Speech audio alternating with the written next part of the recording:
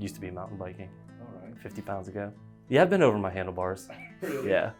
How you doing? My name is Greg and I'm with the Basement Doctor. I look forward to coming out to your house and meeting with you, helping you out with whatever problems you may have.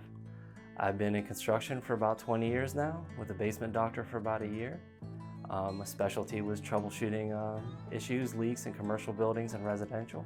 I'm originally from Youngstown, Ohio. I've been in Columbus since '95. I have a wife and 2 children. In our free time, we like going to Hocking Hills, Yellow Springs, Metro Parks. One of the more memorable jobs was down in Portsmouth. I met with him. He's retired. They're building their last home. It's in the construction process right now, and he was selling his house that he loved, had a great view in the back, nice beautiful rolling hills, had a problematic crawl space. A lot of the posts weren't done right, a little bit of sagging in the structure.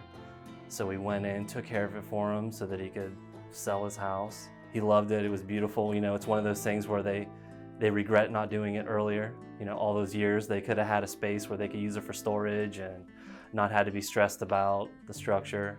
I like getting out, I like meeting with people. I like helping them with their problems, you know, that makes their life easier.